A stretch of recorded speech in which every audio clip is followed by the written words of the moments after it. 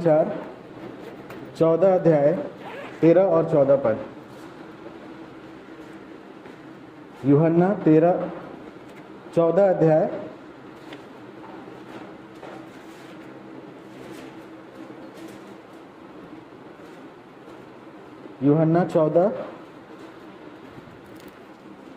14 का 13 और 14 पद पढ़िए।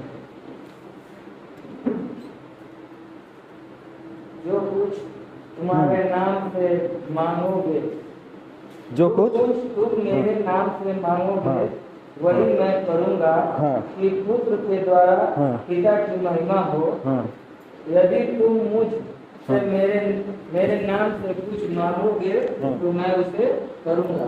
आमीन। हाँ, यूहन्ना रचित सुसमाचार 14 अध्याय 13 और 14 पद।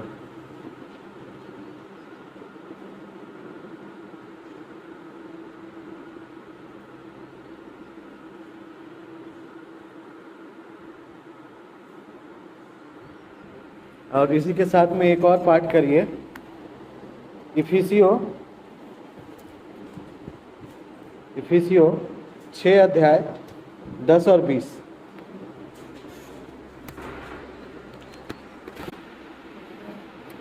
इसलिए सत्य से अपनी कमर कसकर और कठिनता की झेलम पहनकर और पाँवों में मील के सुसमाचार की तैयारी के जूते पहनकर और इन सब के साथ विश्वास की भाग लेकर स्थिर रहो, जिससे तुम दुष्ट के सब जलते हुए तीरों को बुझा सको और उद्धार का तोप और आत्मा की तलवार जो परमेश्वर का वचन दे। उसका बाद भी पढ़िए। हर समय हर प्रकार से आत्मा में प्रार्थना और विनती करते रहो और इसीलिए जपते रहो कि सब पवित्र लोगों के लिए लगातार विनती किया जाए। और मेरे लिए भी मुझे बोलने के समय ऐसा प्रबल वचन दिया जाए कि मैं साहस के साथ सुसमाचार का भेद बता सकूं। आमीन।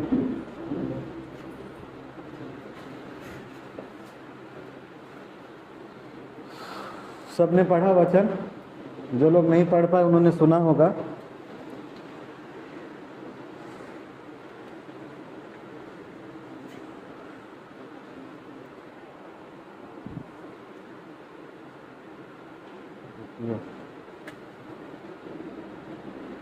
हालेलुया।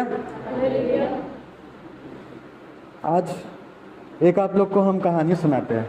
बहुत दिन हो गया है, बहुत दिन हो गया है कि कोई कहानी मतलब समझाने के लिए कुछ ऐसा हम नहीं बोले हैं। तो आज थोड़ा सा कोशिश करते हैं कि उस तरीक़ा से हम लोग वचन को आज समझने पाए।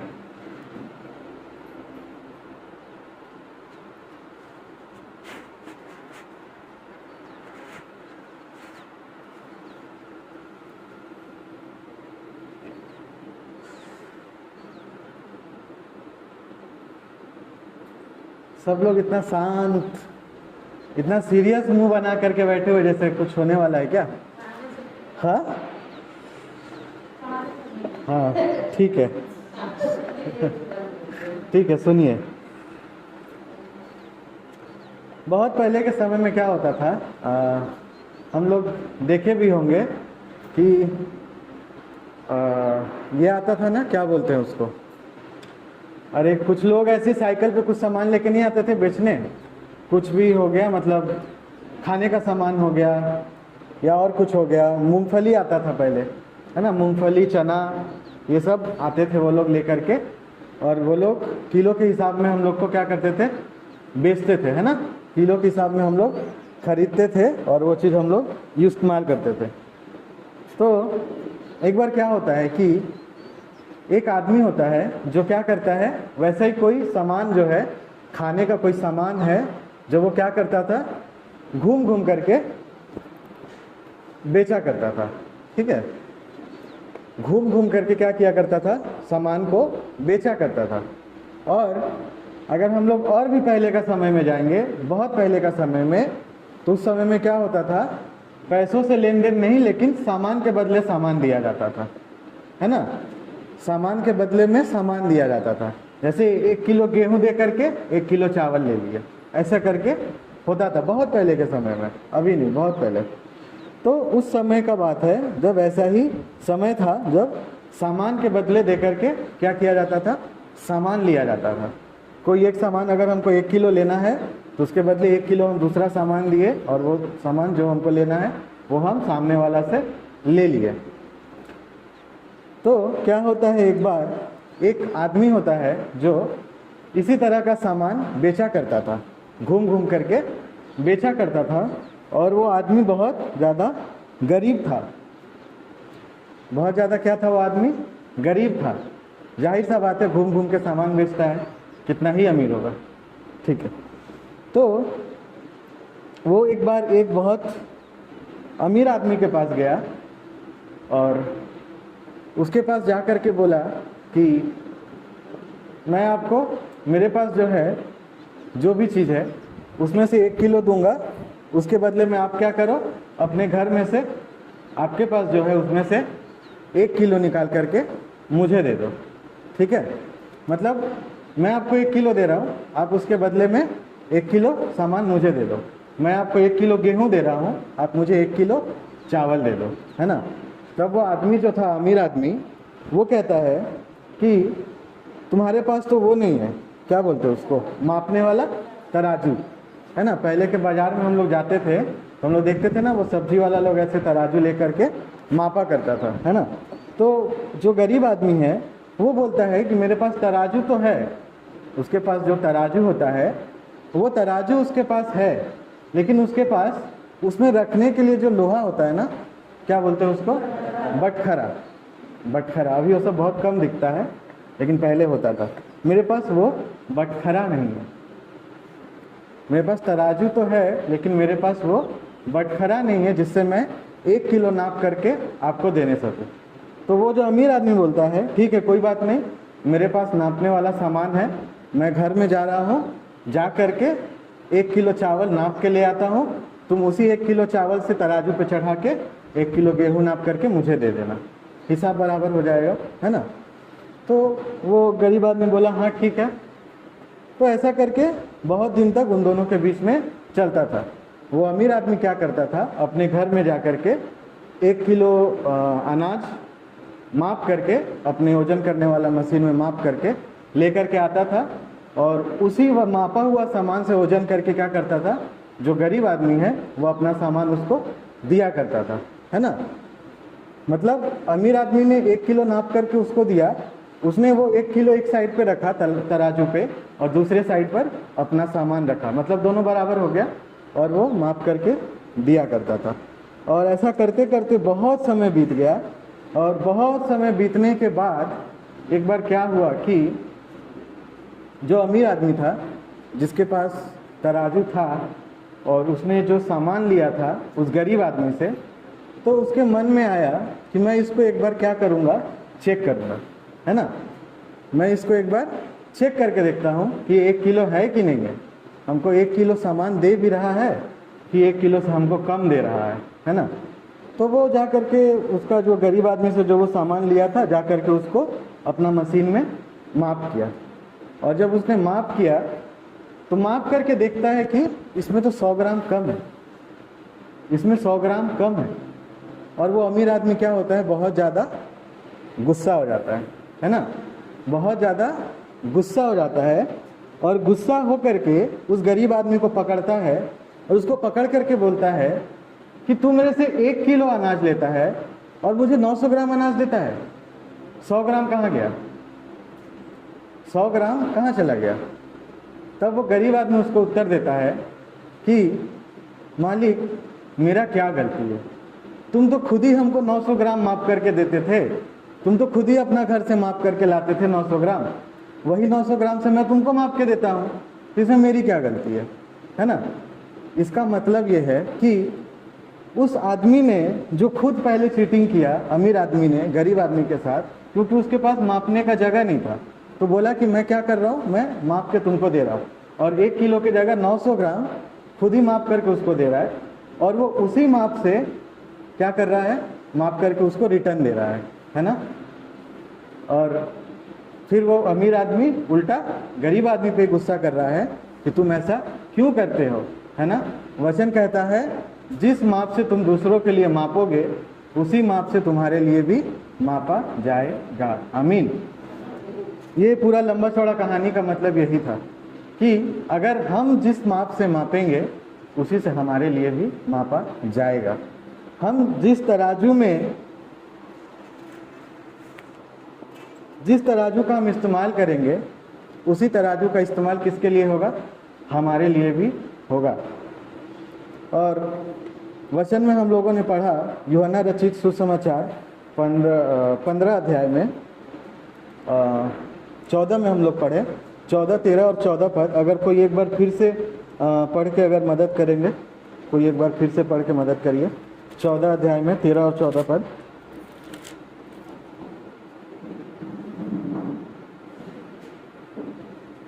जो कुछ तुम मेरे नाम से मांगोगे वही मैं करूंगा कि पुत्र के द्वारा पिता की महिमा हो। यदि तुम मुझसे मेरे नाम से कुछ मांगोगे तो मैं उसे करूंगा। आमीन। तो अभी तक हम लोगों ने सुना कि जिस माप से हम मापते हैं उसी माप से हमारे लिए भी मापा जाएगा। तो हम लोग वचन पढ़ते हैं 13 और 14 पद में, जो कुछ तुम मेरे नाम से मांगोगे वही मैं करूंगा कि पुत्र के द्वारा पिता की महिमा हो। यदि तुम मुझसे मेरे नाम से कुछ मांगोगे तो मैं उसे करूंगा, है ना। बाइबल कितने लोग पढ़ते हैं घर में? लगभग सभी लोग पढ़ते हैं, ठीक है। और हम लोग ये वचन पढ़ते हैं, और ये वचन पढ़ने के बाद सब लोग ये भी पढ़ते हैं जो अभी हम 2-3 बार बोल चुके हैं, है ना। तो ये वचन 2 से 3 बार जो हम बोल दिए, क्या हम लोग यीशु मसीह से हम लोग जो प्राप्त करना चाहते हैं, तो क्या हम लोग अपना तराजू बराबर करके चल रहे हैं? नहीं समझे? हाँ, कुछ समझे तो बोलिए। हाँ, यीशु मसीह से हम लोग जो उम्मीद रखते हैं कि हमको ये मिल जाए, हमको वो मिल जाए, हमको ये हो जाए, हमको वो हो जाए, तो क्या वो चीज़ होने के लिए, वो चीज़ पाने के लिए जो चीज़ करना हमको ज़रूरी है, क्या वो चीज़ हम कर रहे हैं? ये चीज़ हम लोग को देखना पड़ेगा। खुद के अंदर हमको ये चीज़ देखना पड़ेगा, क्योंकि बाइबल में सब कोई ने पढ़ लिया 13 और 14 पद, लेकिन उसके बाद एक और पद है 15 पद, सेम अध्याय में 15 पद। एक जन पढ़िए।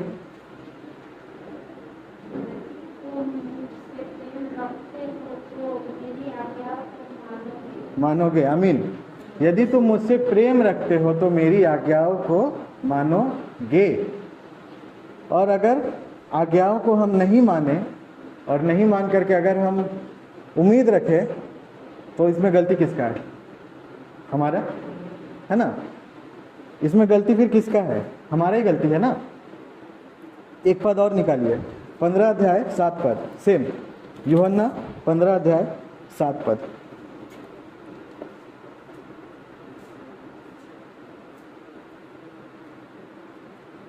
पढ़िए।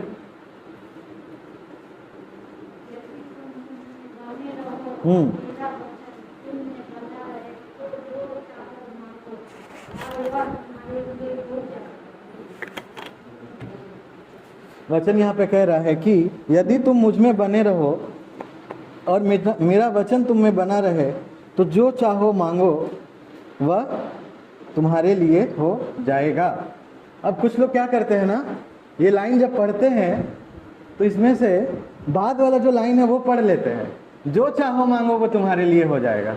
लेकिन उसके पहले जो लाइन लिखा हुआ है वो चीज़ को इग्नोर कर देते हैं, वो चीज़ इग्नोर कर देते हैं। उसके पहले क्या लिखा हुआ है?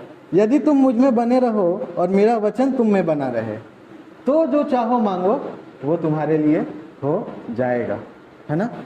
लेकिन कुछ लोग क्या करते हैं, इसको थोड़ा सा उल्टा कर देते हैं, है ना।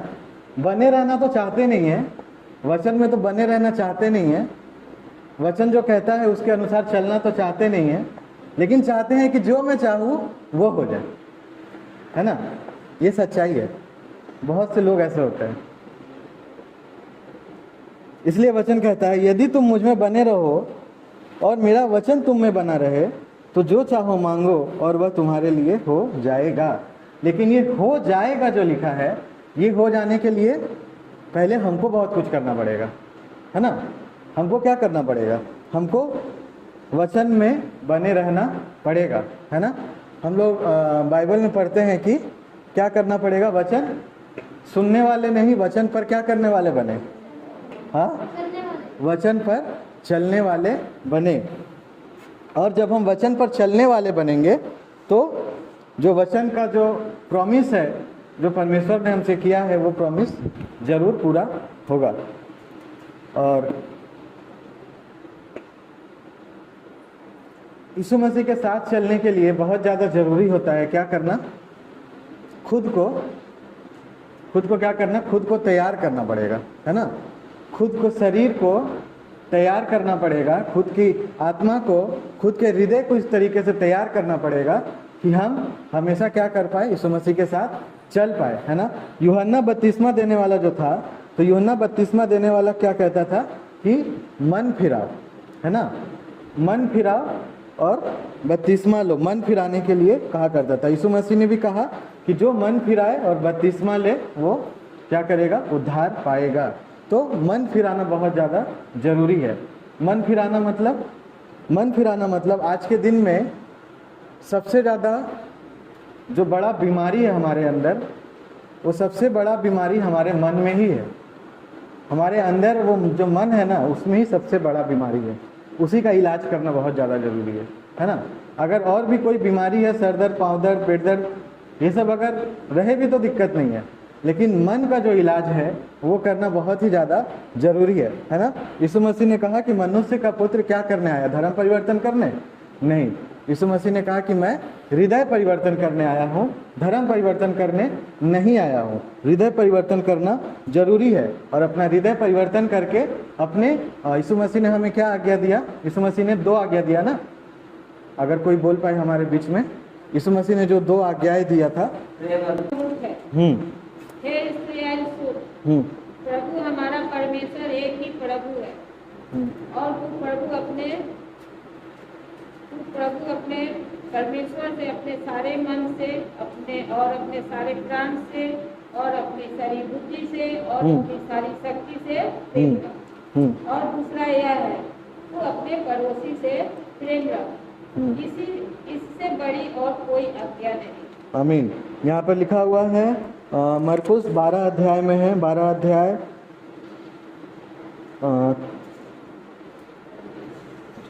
33 पद में है ना,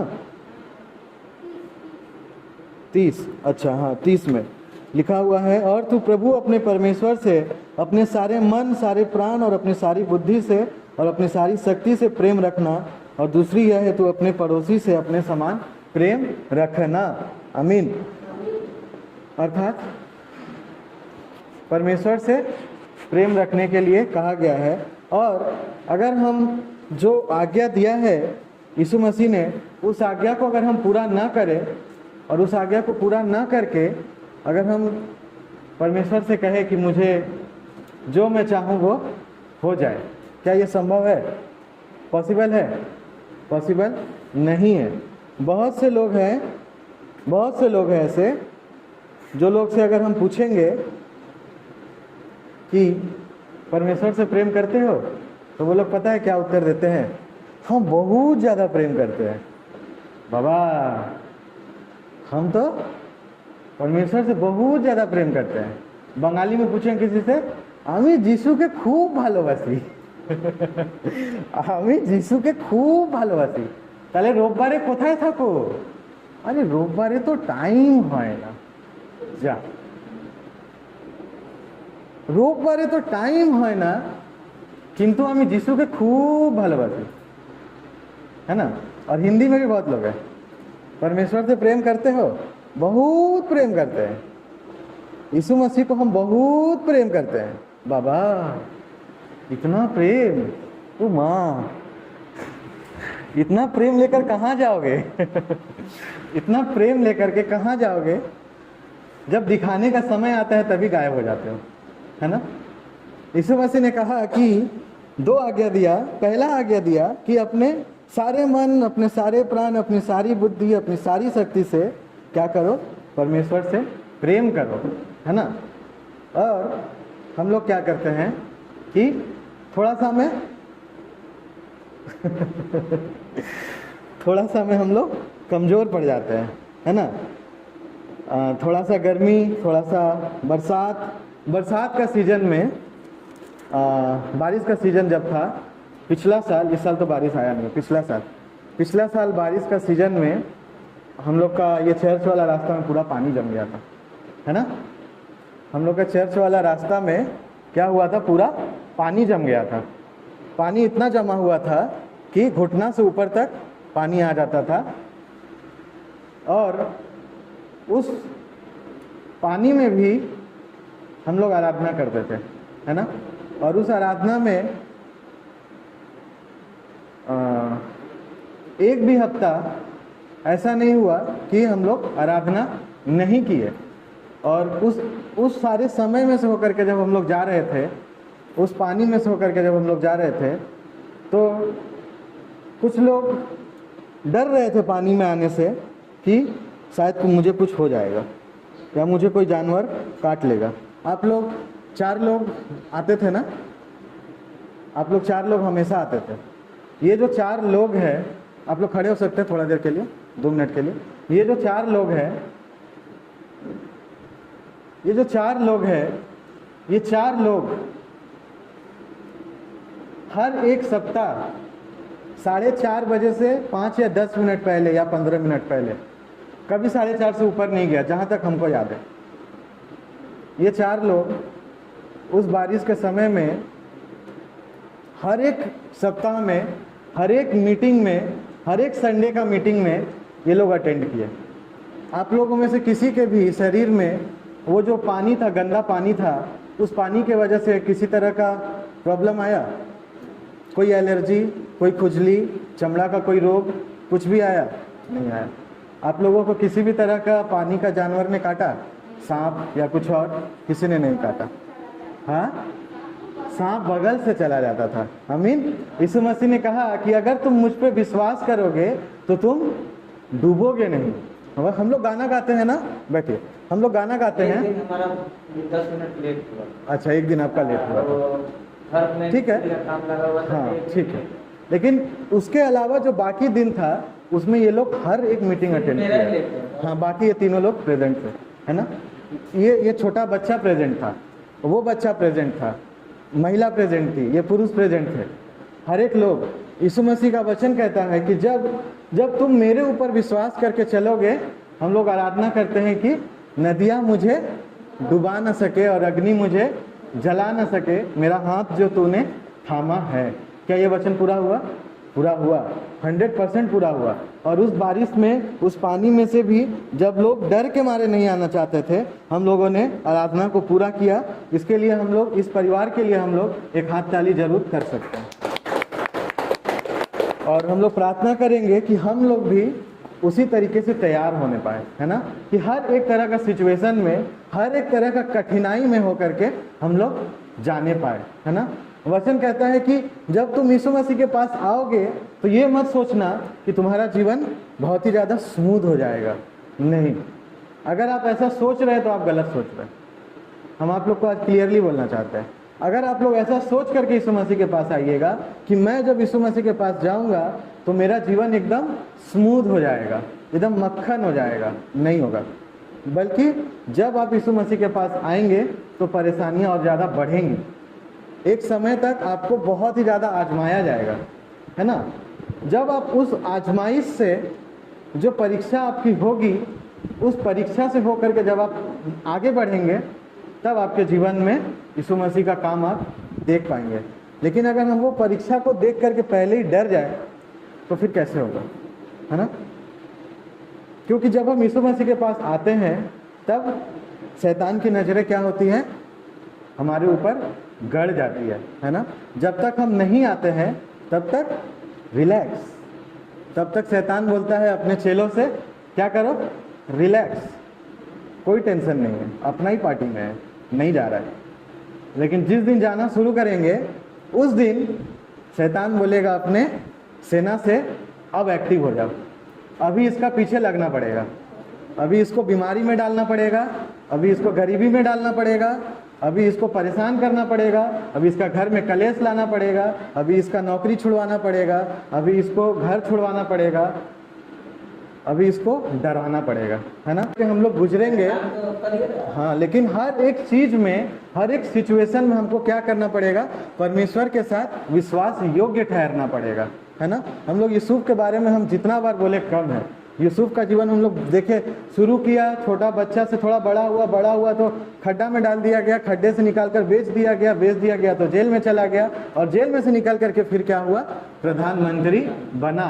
लेकिन प्रधानमंत्री बनने तक वो क्या हुआ, बाइबल बार बार बोलता है कि हर एक जगह पर यूसुफ जो है परमेश्वर के साथ क्या रहा, विश्वास योग्य रहा।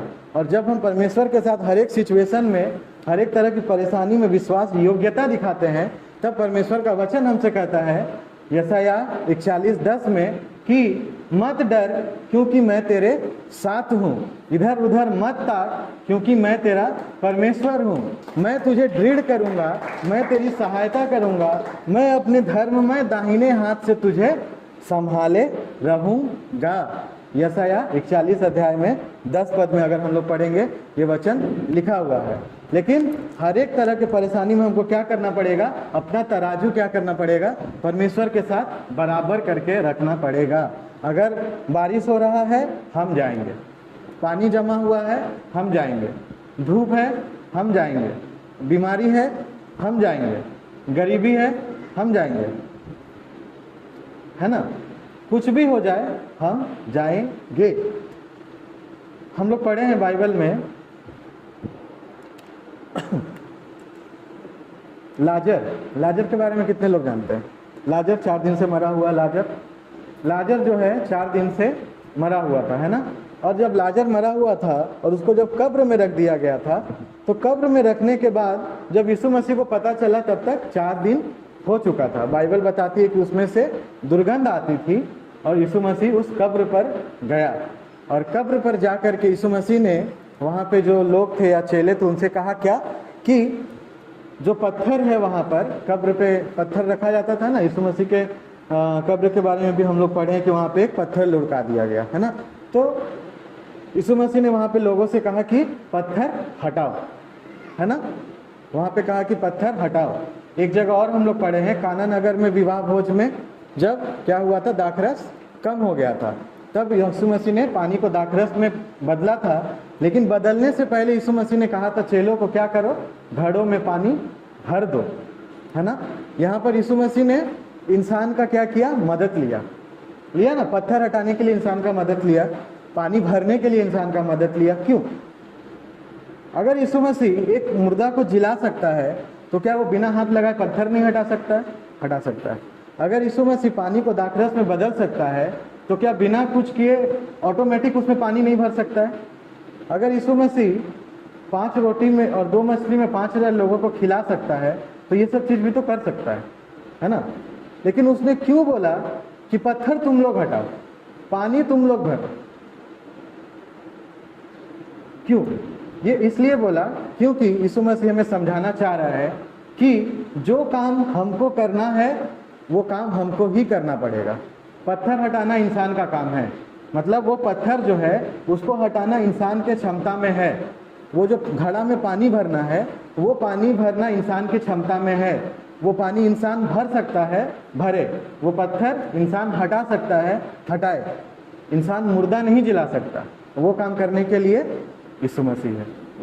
इंसान पानी को दाखरस नहीं बना सकता, वो काम करने के लिए यीशु मसीह है ना। इसका मतलब है कि जो काम हम कर सकते हैं, जो चीज़ मेरे क्षमता में है वो चीज़ मेरे को करना ही पड़ेगा। उस चीज़ से हम पीछे नहीं हट सकते हैं, उस चीज़ से हम अपना मुंह नहीं मोड़ सकते हैं। अगर हमारे क्षमता में है कि हम हर संडे को चर्च जाए, आई हैव टू गो, मुझे जाना ही पड़ेगा। अगर मेरी क्षमता में है कि हम हर एक रोज़ बाइबल का पाठ करें, करना पड़ेगा। हम उस चीज़ से मुंह नहीं मोड़ सकते। और अगर हम अगर अपना जिम्मेदारी से अगर हम पीछे हट जाएंगे तो फिर हम कैसे जीवन में आगे बढ़ेंगे, है ना। हर एक चीज़ में हमें क्या करना पड़ेगा, आगे बढ़ना पड़ेगा। और लास्ट में ख़त्म करने से पहले हम आप लोग को एक और वचन पढ़ने के लिए बोले थे, अगर किसी के पास निकला हुआ है तो एक बार फिर से पढ़िए। इफिसियों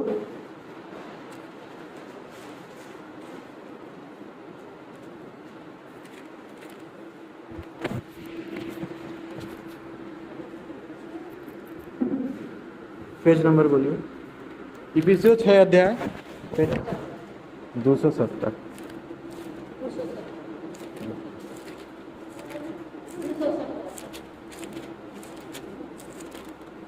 पढ़िए।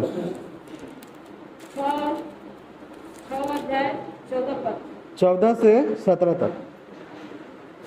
इसलिए सत्य से अपनी कमर कसकर और धार्मिकता की झिलम पहनकर और पाँव में मेल के सुसमाचार की तैयारी के जूते पहनकर और इन सब के साथ विश्वास की ढाल लेकर स्थिर रहो, जिससे तुम उस दुष्ट से जो दुष्ट के सब जलते हुए तीरों को बुझा सको और उद्धार का टोप और आत्मा की तलवार जो परमेश्वर का वचन है ले लो।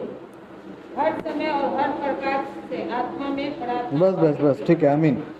यहाँ पर हम लोग पढ़े कि इसको बोला जाता है परमेश्वर ने हमें जो हथियार दिए हैं, है ना। यहाँ पे हम लोग बहुत तरह का हथियार के बारे में पढ़ रहे हैं और इसमें कुछ एक अगर हम लोग देखेंगे तो इसमें एक चीज़ समझने के लिए है, उस पर हम थोड़ा सा बात करेंगे। यहाँ पर हम लोग पढ़ रहे हैं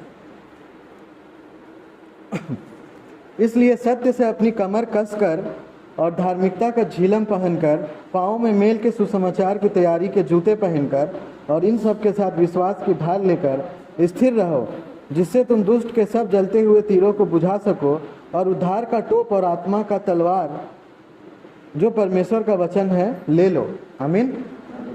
यहाँ पे हम लोग पढ़ रहे हैं, लिखा हुआ है कमर कसकर, मतलब बेल्ट से हम लोग कमर कसते हैं ना, वहाँ पे ऐसे लिखा कमर कसकर बेल्ट, और उद्धार का यहाँ पे लिखा हुआ है टोप, मतलब सिर में पहनने वाला, है ना, ढाल, है ना, ढाल है, टोप है, बेल्ट है, झिलम है, ये सब चीज़ परमेश्वर ने हमको दिया है और ये सब को इस्तेमाल करने के लिए कहा है। लेकिन एक चीज़ अगर हम लोग देखेंगे कि हर एक चीज़ जो है हम लोगों को सिर्फ किससे बचाता है, सामने से बचाता है। समझ पा रहे आप लोग हम क्या बोल रहे हैं? ढाल जो होता है, ढाल अगर हम लेकर के खड़े हैं तो ये सामने से होने वाला अटैक बचाता है ना। अगर हम लोग टोप पहने हुए हैं तो ये सामने से होने वाला अटैक से बचाता है ना। और भी बहुत सारा चीज़ है इसमें, मैक्सिमम चीज़ ऐसा है जो सामने से होने वाले अटैक से बचाता है। उस समय में जब रोमन शासन था, उस समय में जो सिपाही होते थे उनका भी कॉस्ट्यूम कुछ इसी तरीके का होता था, मतलब उनको सामने से पूरा कवर रहता था, सामने से उनको कोई हमला करके घात नहीं कर सकता है जल्दी, इस तरीके का होता था। लेकिन उनका जो पीछे का साइड होता था, उनका जो पीठ होता था वो खुला हुआ रहता था, वो पीठ खुला हुआ रहता था। और वो पीठ जो खुला रहता था उसको कवर करने के लिए वो लोग क्या करते थे कि पूरा ऐसे बॉक्स के शेप में वो लोग खड़े हुआ करते थे। मतलब इस साइड के जितने लोग हैं इस तरफ खड़े हैं, इधर के जितने लोग हैं उस तरफ मुंह करके खड़े हैं, इधर के उस तरफ और पीछे के तरफ, और बीच में खाली जगह है। मतलब किसी का भी पीठ खुले में नहीं रहता था, हर एक का पीठ क्या होता था, सुरक्षित रहता था। एक दूसरे का पीठ को वो लोग क्या करते थे, कवर करके रखते थे, क्योंकि जितना भी तरह का ढाल था, हथियार था, झिलम था और कवच था, वो सब कुछ सामने की तरफ था और पीछे की तरफ नहीं था। और यहाँ पर भी वही लिखा हुआ है, झिलम, टोप, कमर कस लो और ढाल, ये सब चीज़ें सामने की तरफ है, पीछे की तरफ नहीं है। इससे हम लोग ये चीज़ समझते हैं कि हम लोग कभी भी क्या करेंगे, क्या नहीं करेंगे, कभी भी हम लोग परमेश्वर के कार्य में कभी भी क्या नहीं कर सकते, पीठ नहीं दिखा सकते। आमीन। हम लोग परमेश्वर के काम में कभी भी पीठ नहीं दिखा सकते। जिस दिन पीठ दिखा देंगे उस दिन क्या हो जाएंगे, कमजोर हो जाएंगे। आमीन।